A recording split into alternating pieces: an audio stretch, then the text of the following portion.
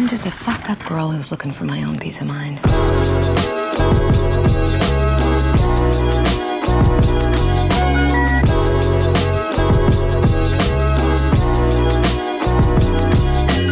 Hello, my dudes. Welcome back to my channel. My name is Steph Koza, and today I am very excited to get deep into the nitty-gritty of the film Palm Springs. This isn't a film that I thought I would want to analyze. When I saw the trailer, I was like, this looks like it's going to be a fun rom-com. And that's all it's going to be. And then after I watched it, I was like, I need to know everything. So of course, I watched it again. I went down a deep rabbit hole on the internet of YouTube and Reddit and everything in between, just figuring out what the hell happened. And so I would like to share some of my learnings, some of my theories, some of my spoilery things with you.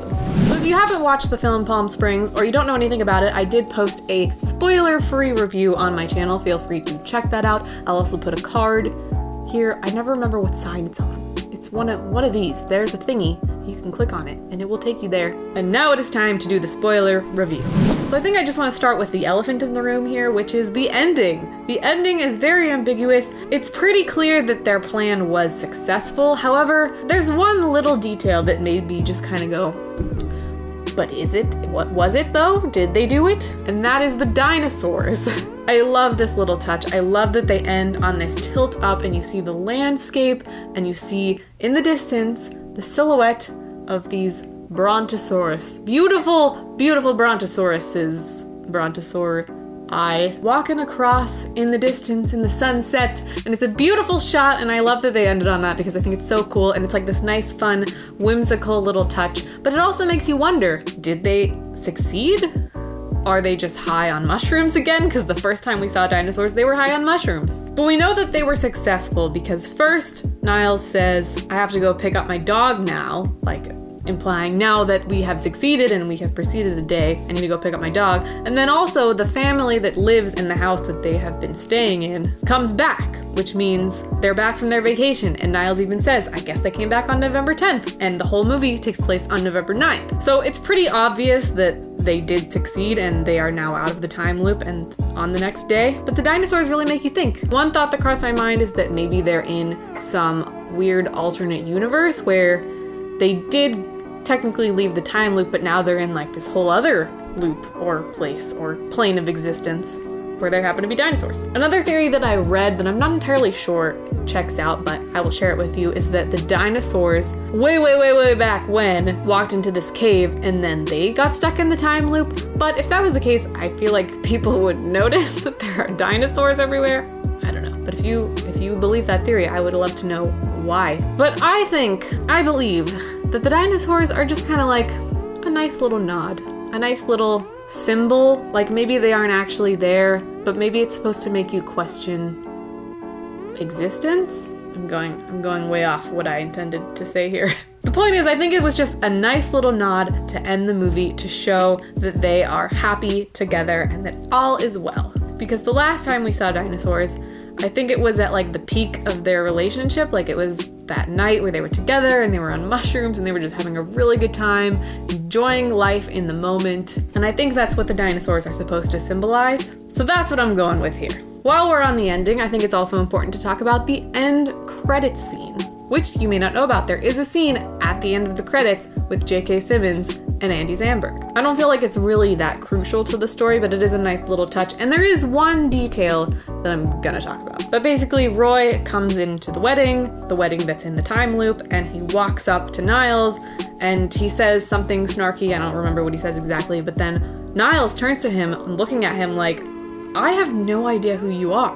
Roy keeps trying to talk to him, and Niles is just like, who are you? What's happening? And you see realization come over Roy's face, and he's like, oh my god, you fucking did it. You got out of the time loop. That's crazy. And he like laughs, and he has like a generally positive response, which I guess he had like some intense character development throughout the course of however long they were stuck in the time loop. I read somewhere that the director or the writer said that Niles was stuck in the time loop for at least 40 years, which is crazy. I guess that would mean Roy was possibly also in the loop for 40 years or less. I mean, probably less, but still like a potentially very long time. So at this point in the loop, he's like kind of accepted his life and he's like, whatever, it is what it is. I don't know, it was just like a cute little moment that I really enjoyed. But I also noticed, how does Roy know that they were escaping? How is he not like shocked? How is he like, wow, they did it, good for them? Flashback to when Nana, who is also crucial to this video, but we'll get there later, Nana walks up to Sarah and is like, I don't remember what she says exactly, but then she's like, now that you'll be leaving soon, blah, blah, blah, blah, blah. And that's really the only important line that she says. But when she walks up to Sarah, Sarah is on the phone with somebody. And it's never clear who she's on the phone with, but she's explaining this plan that she has. It's Roy. She's talking to Roy. She's telling Roy what they're doing in case he wants to come along. Clearly he decided that he doesn't want to come along for whatever reason. I don't know if he was scared or if he just like accepted his life, or maybe now that he knows that it worked, he's gonna go try it himself.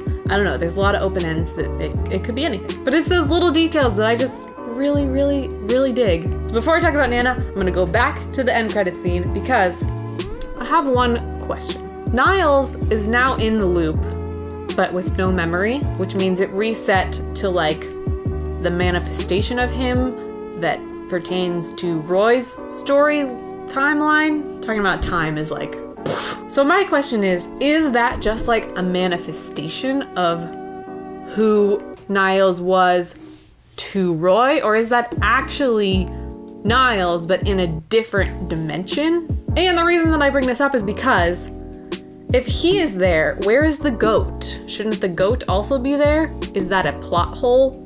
Or is it implied by Sarah right before they go into the cave? I think she kind of implies that she lied about the goat just to get Niles to do it with her because she needed some kind of proof when really she didn't have any proof and she was just taking a huge leap of faith. But I'm not 100% sure if that checks out or if it's just a plot hole. Either way, I'm not gonna like be nitpicky about it. I'm totally okay with it. I'm just wondering what exactly happened there. Now let's go back to Nana, because Nana, I really enjoy this little nugget of Nana. So Nana says this line, now that you'll be going soon, to Sarah. And then Sarah has this weird reaction shot, which implies that she's like, oh, you know what's happening here. Like, you didn't just say like, now that you'll be leaving the wedding. She said, now that you'll be going soon, with this very motivated look in her eyes. And so it seems like Nana is also stuck in the loop, which is very interesting. And the thing that I love about this the most, I'm like giving Nana an entire backstory that is not explained at all, but like it's implied, right? It's implied that Nana has been stuck in this time loop. Also, another reason that it's implied is because earlier, way earlier in the movie, when Niles gives his like really good wedding speech and Nana comes up to him and she says, I've been to so many weddings in my life, but that was the best speech I've ever seen. Is she referring to all of the versions of this wedding that she's been to and all of the versions of his speech, and that's the best speech that he has given? I don't know, but I feel like it all makes sense. I don't know if she knows that, she must know that Niles is stuck in the loop, because she knows that Sarah is stuck in the loop, but she just like chose to never bother. She's just like, I don't need to talk about this. This is what it is. And I think the reason for that is because Nana is just so happy to be with her family on this lovely, wonderful, happy day at a wedding with everyone that she knows and everyone that she loves. And she's old and she probably doesn't have a lot of time left anyway. So instead, she's like, I'm just gonna live this day over and over again with my family and the people that I love forever. And that's so beautiful and it makes me want to cry. But it's amazing that you get all of that story with just like 2 tiny little lines. Like, it's just genius. The writing in this film is just genius. Okay, one other thing. I guess this isn't really a spoiler. I probably could have mentioned this in my other review, but it makes more sense here. Since everything in this movie was so specifically selected, so delicately written, I believe that Niles' name, because Niles is a strange name. When they introduced him, I kept thinking they were calling him Miles, but I was like, I don't think it's Miles. It's Niles, which is a weird fucking name. Like, I'm just gonna say it, it's weird. I've never heard of anyone named Niles. I'm sorry if your name is Niles and I'm like deeply offending you.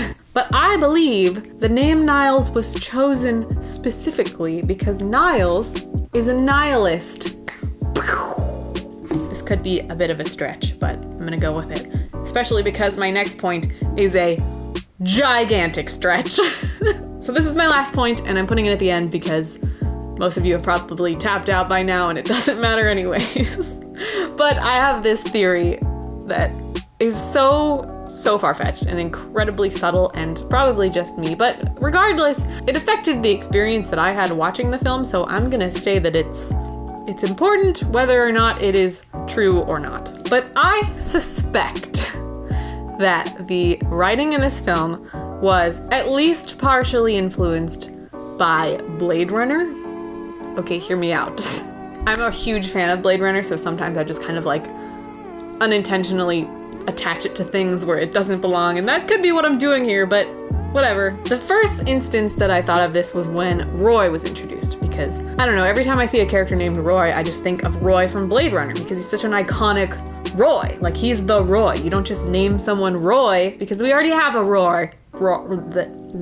I'm just saying, the choices in this film feel extremely deliberate, and I just can't help but wonder if this was intentional. Just hear me out. Both Roys are hunting the protagonist. They're like these scary shadow hunter guys, both of whom are struggling with life and the meaning of existence, which is a huge theme in Blade Runner. It's a huge theme in both of these movies. They're like slightly different, but that's the general idea. And Roy's like iconic, famous monologue when he's dying in the rain, it has some parallels to the story of Palm Springs, particularly the quote, "All those moments will be lost in time like tears in the rain."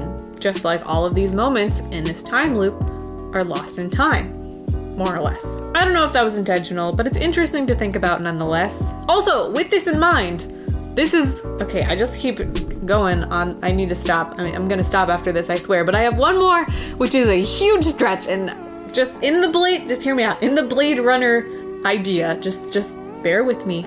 If this was influenced by Blade Runner, and if any of what I have just said is even remotely true, the dinosaurs are like the unicorn in Blade Runner. Okay, I think I went fully off the deep end, so I'm just gonna stop it right there, but I don't know, it's interesting to think about. I couldn't help but wonder if that was a potential idea. Maybe it's not, maybe I'm crazy, but I just had such a good time with this film because it made me think so much, and I'm just really passionate about it, and I just loved it so much. So I hope you loved it too, and I hope you enjoyed this weird theory spoiler review video. I don't know, whatever the hell this is. But thanks for watching. If you're still here, thanks for sticking around through my weird tangent. That's all for today. Thank you guys so much for watching, and I will see you in my next video. Bye.